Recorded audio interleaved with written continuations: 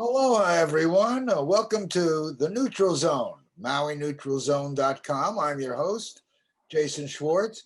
Whether you're on TV or whether you're on radio, hearing us at KAKU or Akaku, you can find us on YouTube, and you can find this show and other shows at MauiNeutralZone.com. We're getting very close to Thanksgiving and the end of 2020. Which I thought was going to be clear vision, but meanwhile it's been clouded because of, you all know, this COVID thing. But I have a guest here that I thought you guys would appreciate. He's someone I see every week. I joined in a couple of years ago with something called the Mankind Project, which we'll be talking about. And I met a man that when I first met him, I thought, oh, he's a doctor. But then I got to see just how much there was in him. This is Genesis Young. Genesis, welcome to our show and welcome to our audience, hopefully around the world. Thanks so much. Great to spend some time with you today, Jason. We generally spend time, what they call an I group, in a group called Mankind Project. Do you want to give them a quick idea what Mankind Project is? Yeah, that's a group I've been involved with since, I guess, about 2012. And it's a group that is dedicated to helping men improve their lives and have support and improve the world one man at a time. Is their mission and philosophy. It's been around for many years now, 30 or 40 years. And Bill Kauth, who was one of the founders, is a good friend of mine as well. He lives in Ashland, Oregon, where I used to live. Yeah. And it's a great organization, growing all over the world. And men that are young and old can all get together, and we have I guess it's called an opening weekend, but it's really not an opening. It's getting introduced. It's called New Warrior Training Adventure, and it's sort of like an initiatory weekend to enter the organization. Well, you can sit with other men. Some groups like our group is open twice a month to people who aren't. Right. We have what they call these I groups, which are integration groups, which you can go to weekly. And we have a circle of men. I don't know, we've got 20 or 30 of us. Now in the Zoom world, maybe we have 10 or 12 people that are diehards with us, and we get together every week.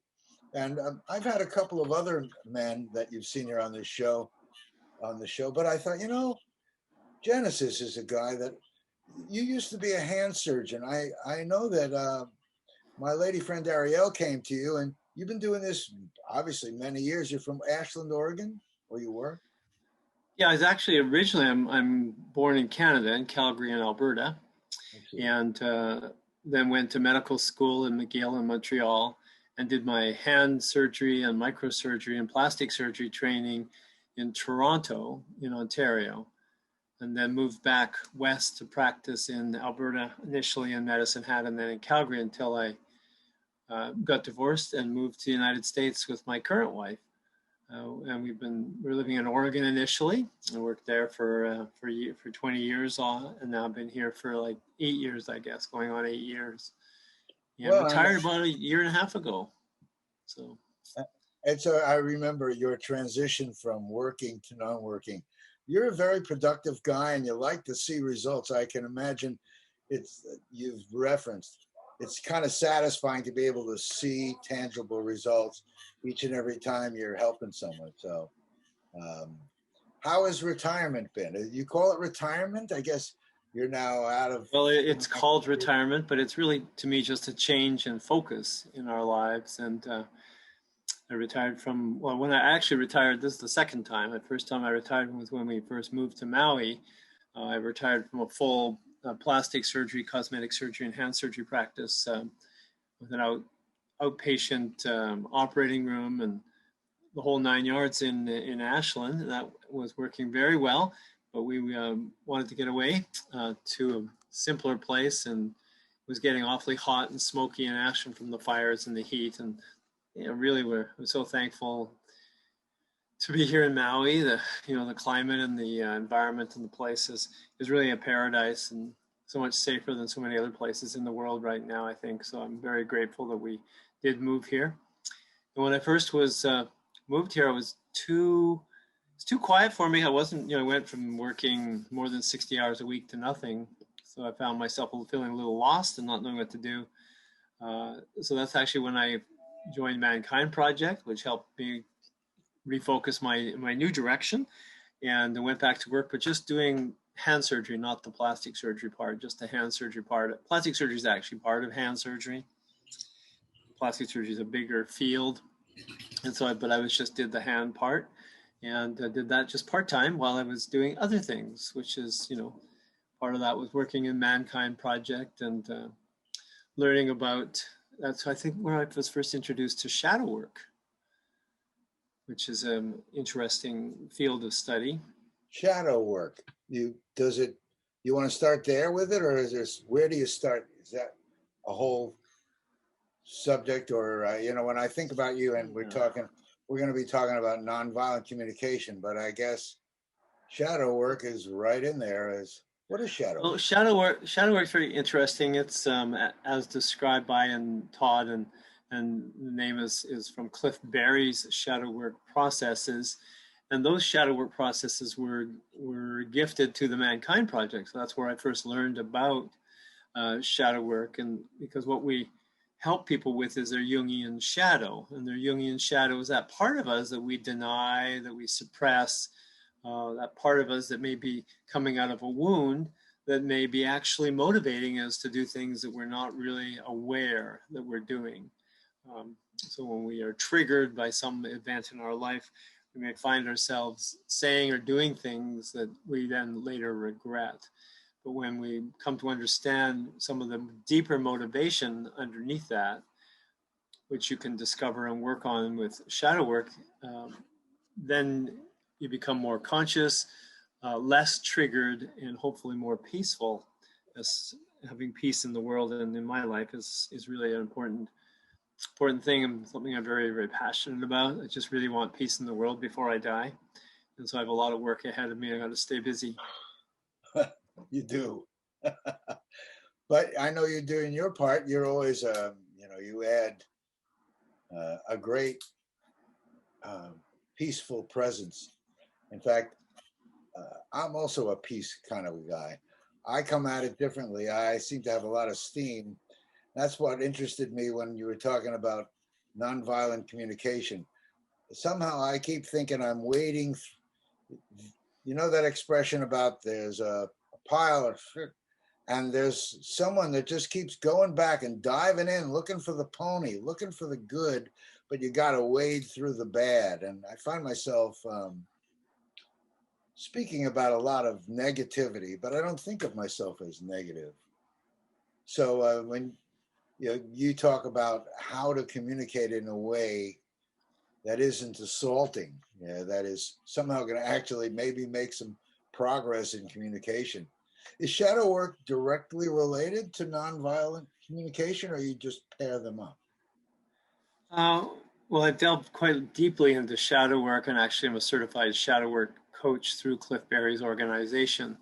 And shadow work is, and discovering and working on our shadows is related to nonviolent communication. I've done a lot of training and work in nonviolent communication now, as well as we have an organization that I'm on the board of, which is the Network for Nonviolent Communication, which is a 501c3. And more recently, our Taryn James Young Foundation, which has just become an accredited 501c3 as a new leg of this whole desire for peace and sustainability in the world. We're working on these foundations so that hopefully things will last beyond our lifetime. We can fund those as needed.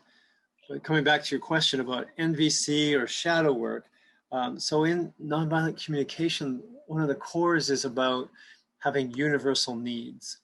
So we all have universal needs is the theory, which means that what are things that all of us agree on, things that aren't related to a specific person or a specific thing, but just something that we all independent of race or religion, things that we need to survive and to sustain us and grow and thrive. Things like we all need food, and we all need love, and we all need to contribute in the world.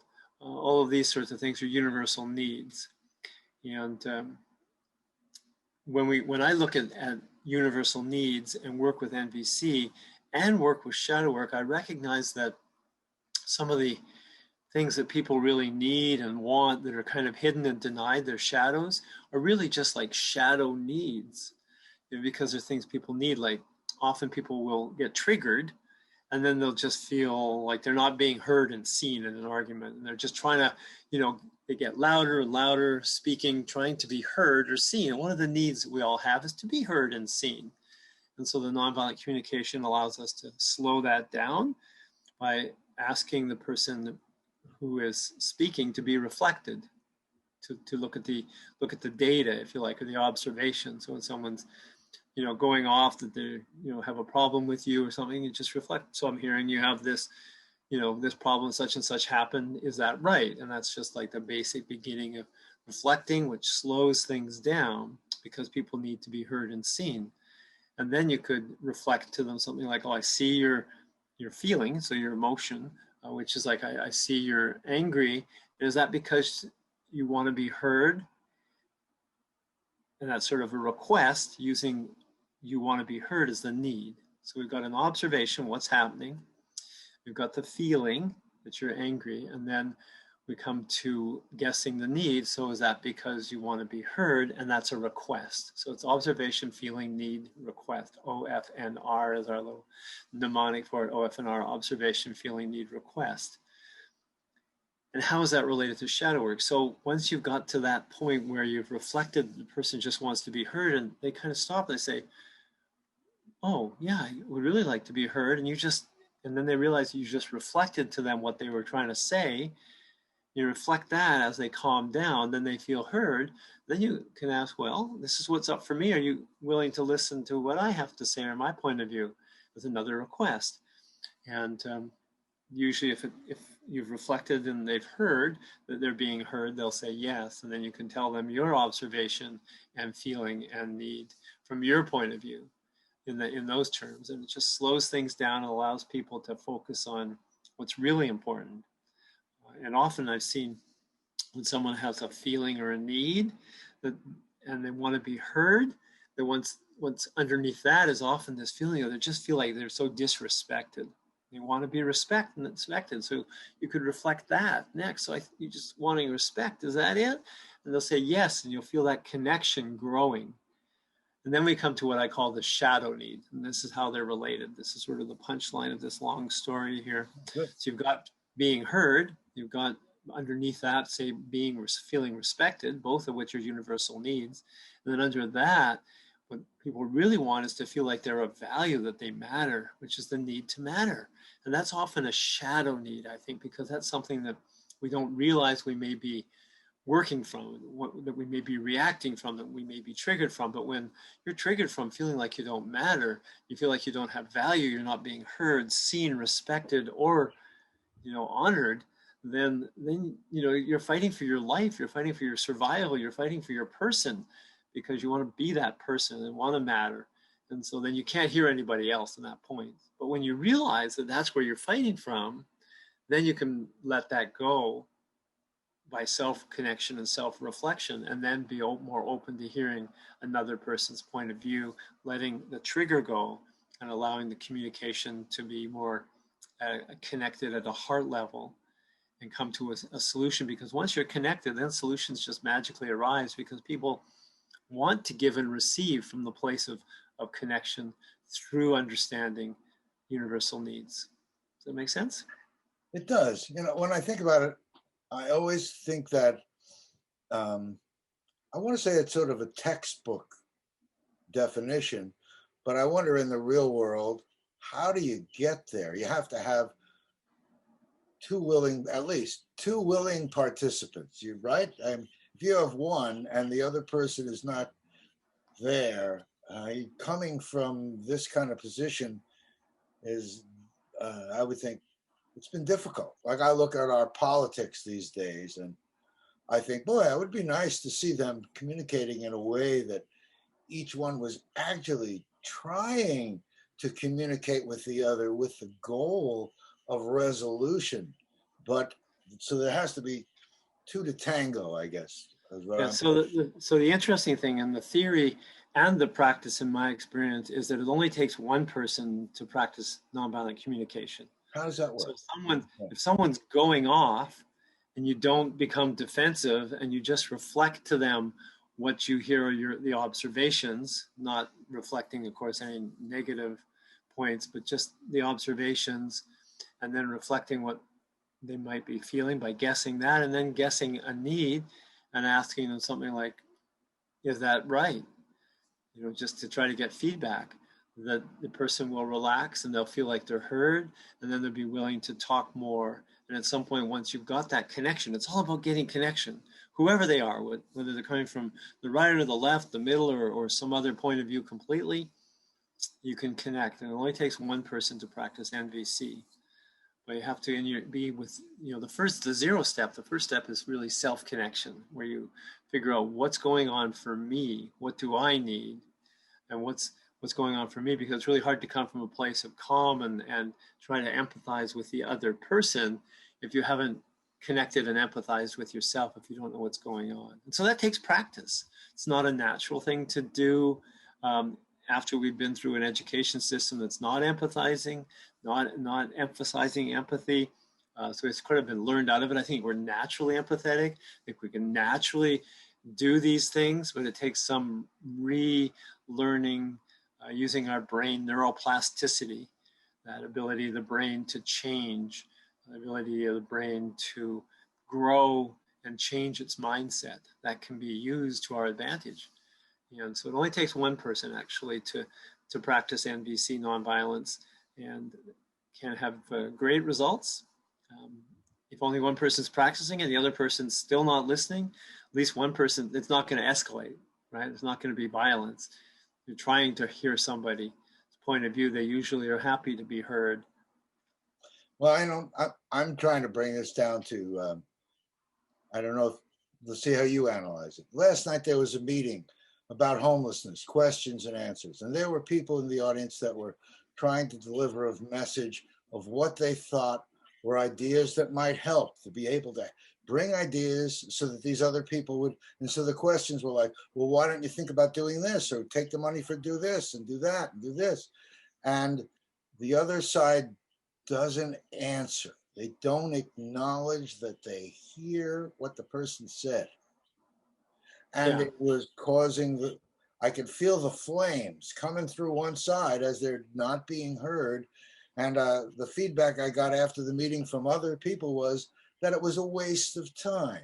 Was that, so it was, I don't know if that's nonviolent communication, but it's that thing that you were talking about someone wants to be heard and needed. Does this kind of training, quote, I know it's not a prerequisite for being in a political office, but do you find that there are trainings like this, or do you do trainings like this for big people? Well, yeah, our organization does trainings in nonviolent communication, and the Center for Nonviolent Communication is a national organization that's been around a while. The founder of Nonviolent Communication, Marshall Rosenberg, died a few years back. But the organization persists, and our organization teaches, and we have a number of free sort of groups that teach it experientially. One on Monday night that Jim and Jory Mansky teach, and then I do a Friday afternoon, 3:30 one on Zoom, just like this. Both of these are on Zoom to teach nonviolent communication as it's related to mediation, using it in a real frame. So we bring conflicts there and use nonviolent communication style mediation to explore the conflicts and create that connection. So I find that's a really fun way to learn nonviolent communication, because it's more practical. Just like you said, those people at that meeting weren't being seen and heard. The problem with most meetings is that people are all arguing at the level of strategy. This is right, or this is right, this is wrong. You know, all of those different strategies they have to try, and people are never going to connect at strategies. Conflict lives in the field of strategies. You have to help people drop below strategies to what's important, what needs need to be satisfied. And once they all agree, oh, we need to do something to create safety for the homeless, for example, then they can move forward to look at various strategies. but no one wants to hear and see each other because everyone wants to be heard. So that's where you need a facilitator or a moderator who reflects what everybody says, records what everybody says, and you know, even if two people are talking, then have the one person who just said something repeat what the other person said. Could you please reflect to make sure that they heard, and then the other person hears that the other person has said it, even if it didn't sink in. They at least know it's been received. Then they're more likely to stop and listen and allow the other person to be heard. And then you ask that the first person to reflect what the second person says, and then the second person reflects what the first person said, slows everything down. People are heard. They don't have to say the same thing over and over again thinking they weren't heard. So that's one technique a facilitator can use to use nonviolent communication. Is that to slow it down?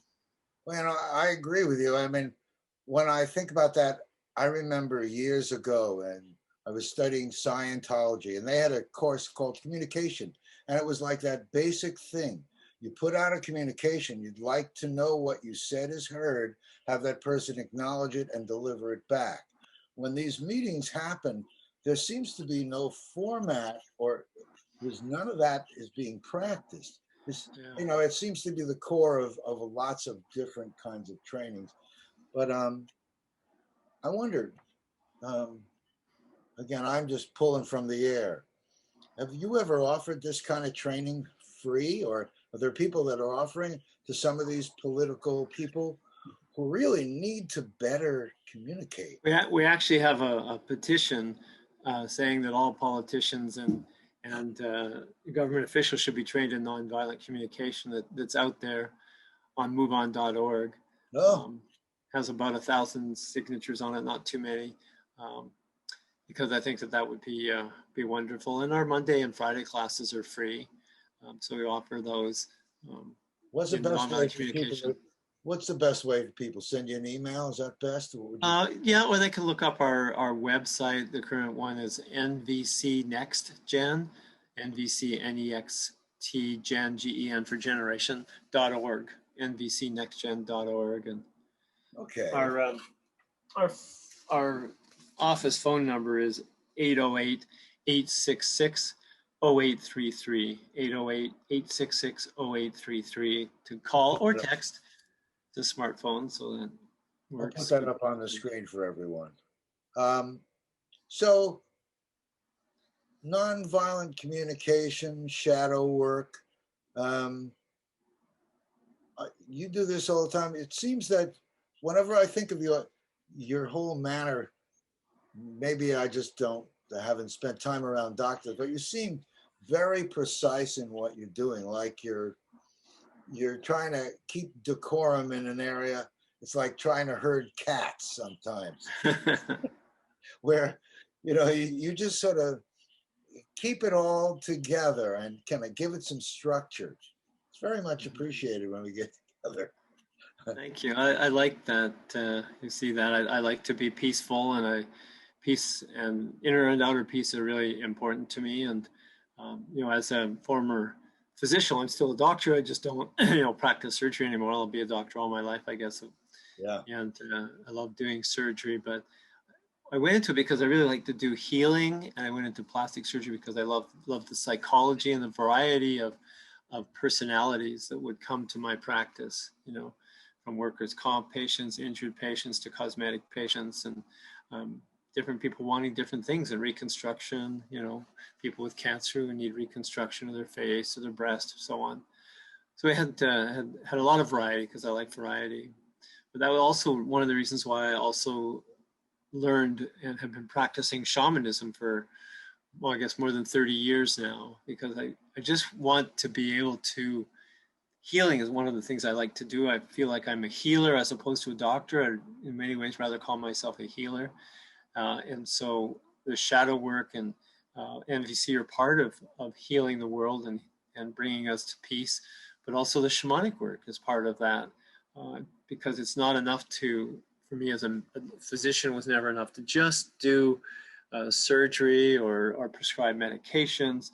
I wanted to look at, you know, not just the physical, but also the intellectual and emotional, which is the MVC and the shadow work, and also the spiritual part of life, which is the shamanic part.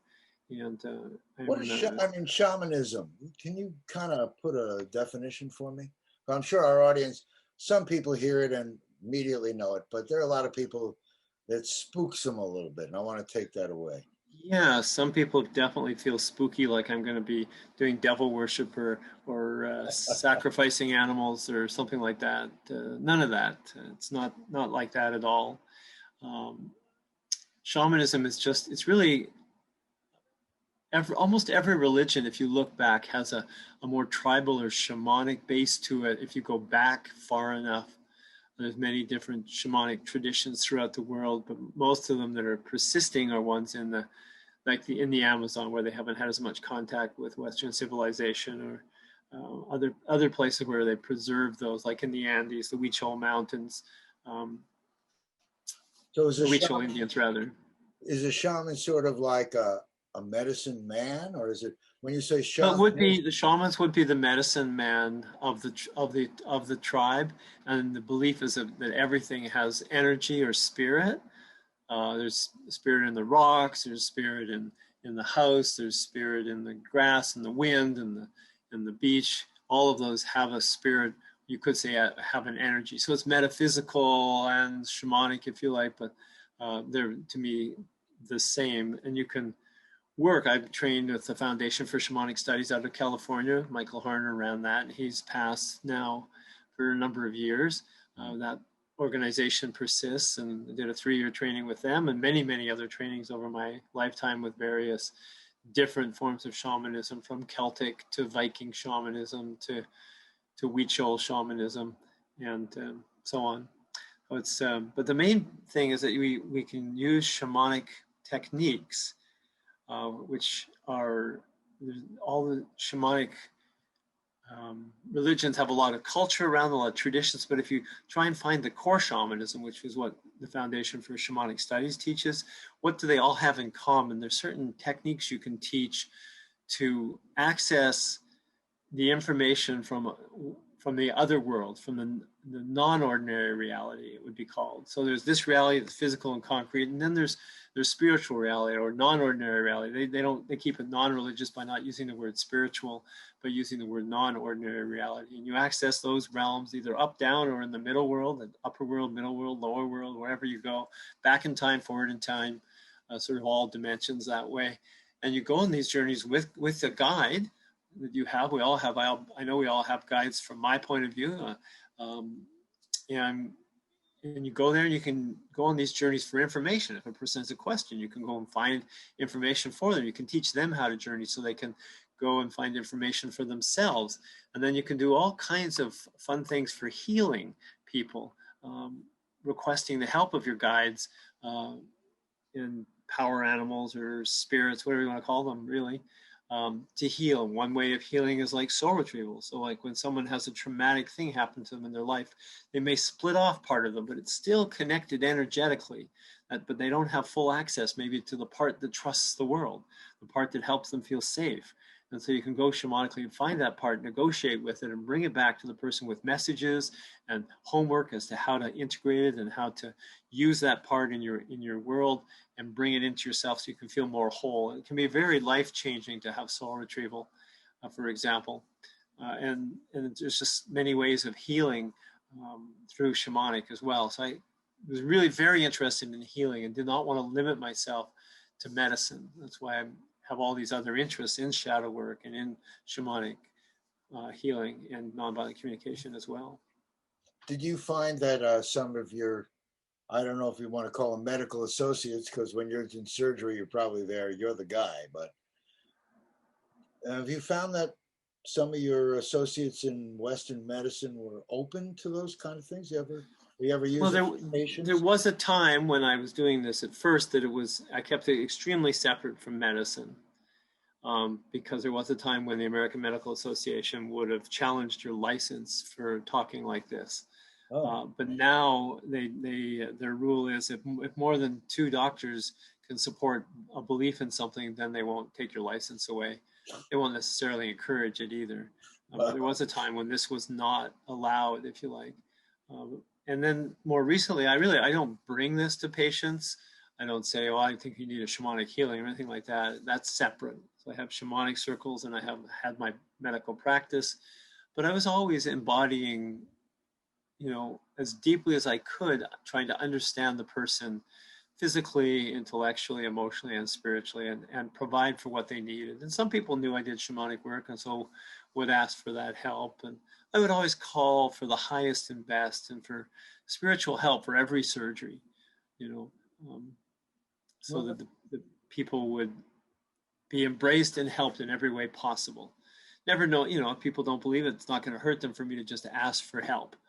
Not forcing it, never forced it on anyone. And I always want to honor and respect all people's beliefs, and not to, push my beliefs onto somebody else. But to just I just want to be the best version of myself, the best healer, and work for peace and sustainability in the world.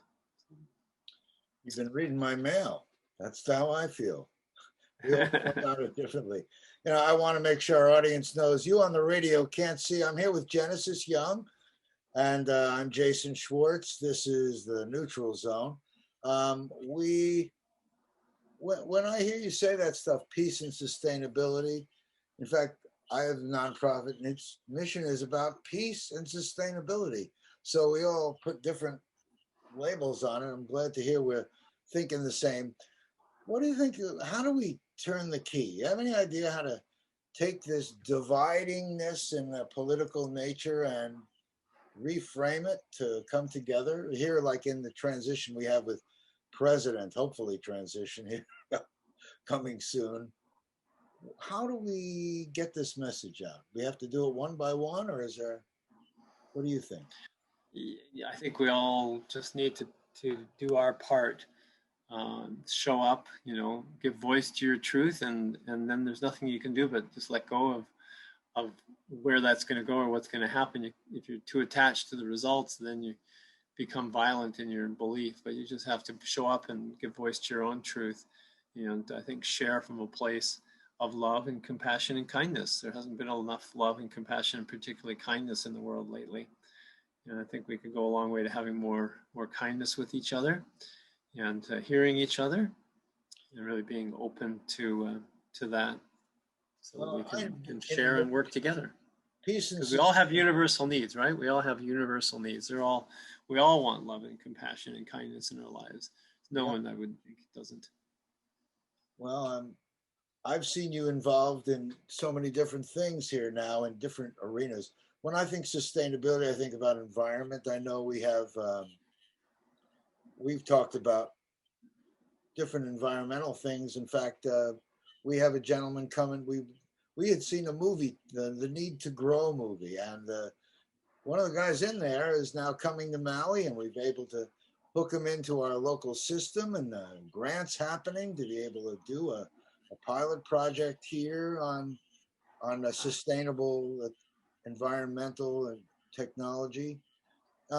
You've been working in sustainability, I think, about bringing up, I don't exactly even know how to frame it. When I went through Wailuku, I was going and getting my mail, and I was looking for the Visitors Bureau, and the Visitors Bureau is moved, and looked like there were signs on there, and then I heard talking, and I thought, that must be what Genesis is doing. Is that you somewhere in Wailuku doing something in, I guess it's Willie Pa Loop? Is that you? Yeah.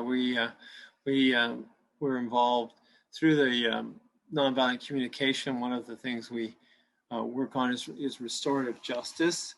So restorative justice is Dominique Barter in the barrios in Rio worked with Nonviolent Communication and developed a system of restorative justice that allowed people to talk to each other and begin to come together to resolve the harm.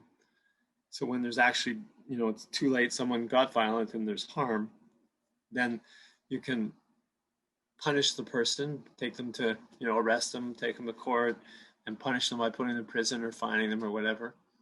But that doesn't really change things. And as No. I think we all know, our prison system isn't working very well. We have more people incarcerated per capita in this country than anywhere in the world, and more than ever in our whole nation's history are in prison. And it's actually pretty ridiculous. And it comes from a criminal justice system that I think is a little out of control and not really doing what it needs to do. Long before we had this kind of criminal justice system, people solve problems by getting together in circle and having facilitators work with the offender and the victim to discuss what happened, what harm has been done, what's actually gone on with a group. It doesn't have to be just two people. If it's two people, they call it a victim offender conference, a bigger circle called a restorative circle.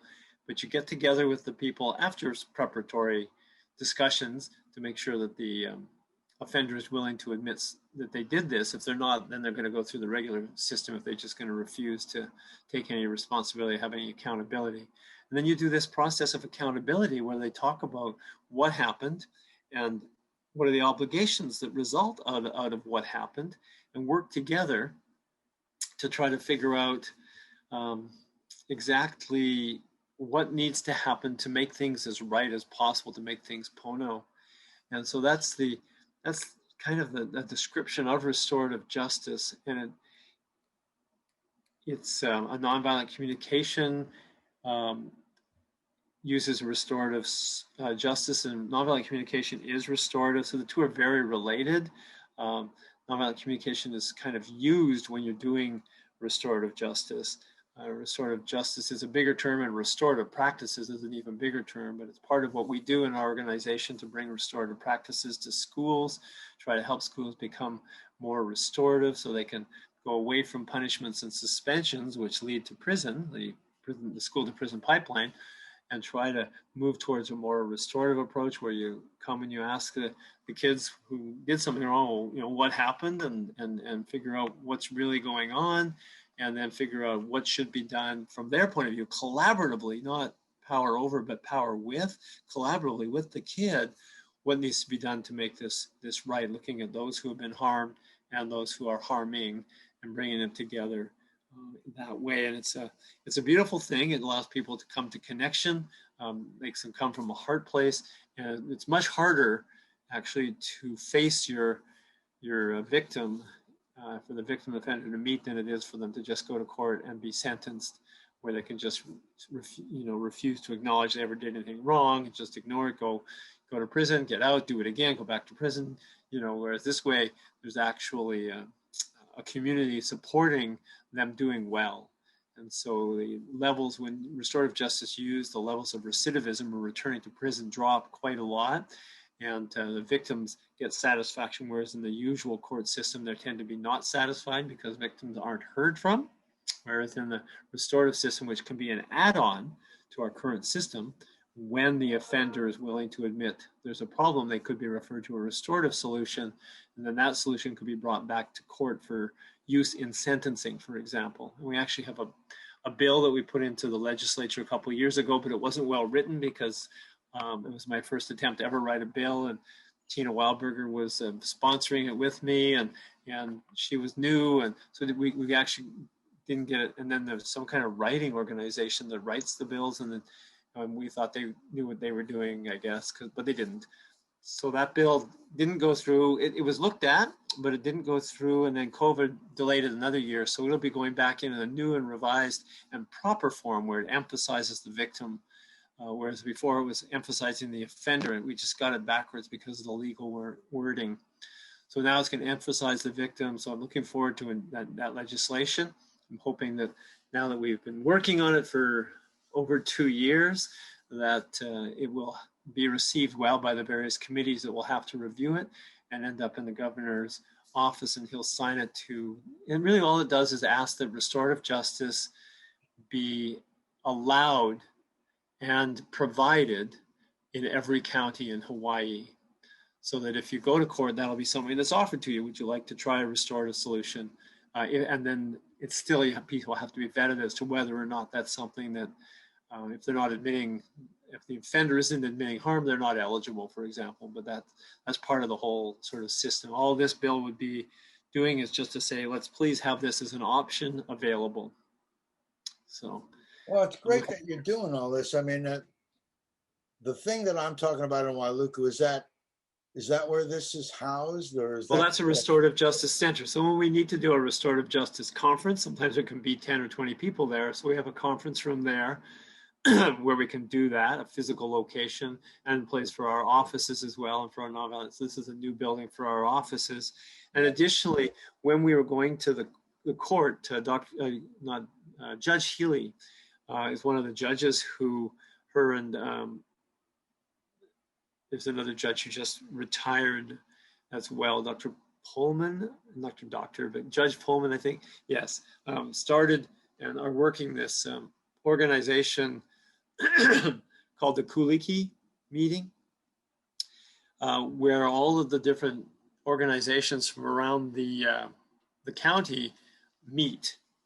And they're all service organizations, everyone who's involved with the youth in particular. Just let me have a little water here for a second. Yeah. So it sounds like you're doing what you should do, which is integrate lots of positive things and themes and work them together and introduce them to a system that's like this, and see if you can kind of straighten out their neck a little bit. Right. And I think that's why the Kuliki meeting was called, because the people from the police, from the prosecutor's office, defendant, lawyers, and the judges meet, and the judiciary from the state, the ones that run the courthouse and run probation, and then like Maui Youth and Family Services, us, the Department of Education, Parents and Children Together, Teens on Call, all of these wonderful organizations that are around the Maui that help youth, all come to this meeting and talk about, what are our problems, what are our solutions, and present on different issues. And one time we didn't have our presenters, so the judge went around the room and just asked everybody, what do we need? And 80% of the people said we need a youth shelter. And I said, we don't have a new shelter. I was shocked we didn't have a youth shelter. He said, no, we have to send people to Oahu. And one of the police officers said, yeah, we send them to Oahu. Sometimes once we get them sort of authorized, we'll fly them over there. They'll come to we've had times when they arrive at the shelter on Oahu and be refused entry and not given a plane ticket home. And now they're homeless in Honolulu instead of homeless in Kahului, where they have at least some friends. So we really felt there was an urgent need to get a shelter going. And so we said, well, we'd love to do this. Why don't we pull together a task force and work on it, and we'll help finance it and get a building and help run it with your help. You guys know what you need. Help us. And so we put together a task force, and we've been working on that. And then we seemed like it was going to be something everyone wanted, and we sort of came up with the plan and went ahead and bought this building on Willie Paw Loop, which is now being renovated. We're trying to renovate it. Actually, we're having a little bit of problem because the county has not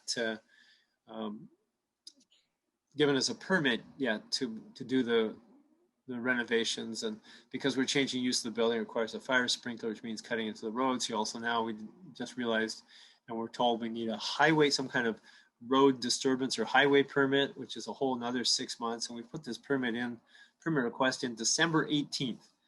And so I'm a little concerned how slow this is going. Well, hoping you'd think that they would all clear the decks, and if you need it to be done, fast track it. I never understand that stuff. I don't understand what makes it's not even a digital system, which makes it extremely slow. So you can't even transfer plans from department to department, and many departments have to sign off on it. And most have signed off, but now they're waiting. They won't let us start building unless we have water and sewer, unless we have the highway permit first. Although we could do it, we could be moving ahead here, and we don't get to occupy it obviously until the sewer lines are connected and the sprinkler system's connected. But we could be moving ahead if they just say, okay, what you've got for inside the building is fine, which is basically what they're saying. And then the highway permit's a separate permit, it's a separate contractor. So they're kind of separate, but for some reason they're kind of linking the two, even though we couldn't ever get occupancy without both anyway. So it's a little disappointing. We want to do something good, and we're just having trouble moving forward because of But you're doing it in a nonviolent way in your communication with them, and that by itself is good because you get after a while you start to feel. I know I have felt heated up, like I'd like to somehow. I don't know if it's good sometimes. Get it done faster. Yeah, let's go already. Yeah, we all would, but they're I'm sure they're doing their best. They're moving through the stages. I think there's some things, and I've spoken to our council person for this area where I live, Kelly King, and looking at maybe getting the department to move to digital would be a big saver of time and probably cut the time in half. Because I think if we're trying to have sustainable development, we do that through rules and regulations, not through making the permitting process so arduous. Because by making the permitting process arduous, most people want to do something in their house, just skip the permitting process and do it without a permit, which then we don't have safety. We don't know that things are actually done to code. Right. And the codes are meant to help us and to keep us safe in general. Some of them may not be as aligned with that as they should be, but that's a different process to try to improve on that. Well, so anyway, this building is also going to be a shelter, Jason. It's going to be the Restorative Justice Center. We also do Maui mediation. We do mediations there, and it's going to be a shelter once it's done, and we'll be able to house up to 13 youth from 12 to 17 years of age, and they'll just be there for 30 days. It's just a transition time for them, for they find a way to go back home in a good way, or they find a foster home, whatever they need to keep them from ending up on the street, homeless, doing drugs, being sex trafficked, all these different things that can happen to youth so quickly when they're on the street and not. And old people too. I mean, that's a whole other subject. There is a lot needed here. Yes. It's very close to my heart. I'm seeing more and more people I know that are challenged, and it's difficult for me to watch a system that just keeps breaking. Not keeps breaking. Well, I'm hoping that shelter will be one more place where things aren't so broken, and there'll be some people that have helped. Just everything about you. I think every week we're all praising you for all you do, but thank you for all that you're doing in our community, and I hope all these things happen quickly and efficiently, and we can all see more benefit. How would someone get in touch with you about this stuff, or is it too soon for them to be in touch? Would that other number that you gave me be? Yeah, the same number, the same organizations all involved with the shelter as well, as well as our foundation, but that's the same. It's all the same one number. The main website there is gets people in touch. Yeah, absolutely. I think we've been already talking an hour, which amazes me. We've been an hour. Almost an hour, another 10 minutes. Yeah. Well, when I submit this to the television station, they need their spot for commercials, a little bit of stuff. Right. So I hope you'll come back as things are going on. If you want to be sharing things with our community, you are most welcome to join me here again. And if there's anything that I can ever do, I guess I've shown you this before, but behind me, behind this shoulder, you see that picture? Yes. It does sort of kind of look like you. It looks a bearded guy holding a crystal ball. But I appreciate you, and I've appreciated you since I met you. You're a beautiful guy. I'm so thankful to be able to bring someone like you to the public so they know good things that are going on in our community, and they can be helpful if they can, and if they need to be in touch, they know about you, Yes, thank you. Thank you for having me on. It was good talking to you. Is there anything specifically that you'd like to share now that's important you want to communicate? Just we should all try to come together to have more peace in the world and listen to each other with kindness and compassion and empathy. Like I said when we started, you're reading my mail. You talk like me. Maybe you're living it more than me. I find people can see the steam coming off me sometimes. Even when I talk gently, it comes through with I call it frustration. Others might call it anger, but sometimes it's frustration a little bit. Genesis Young, thank you for joining me here today on the Neutral Zone, and I hope you'll join us again. And to all you out there in radio and TV land, I hope that you will reach out to us, reach out to Genesis if it's appropriate, and we will see you all again. Genesis, thank you again for being here with me. All right. Thanks so much. Aloha. Aloha. Aloha, everyone. See you next time.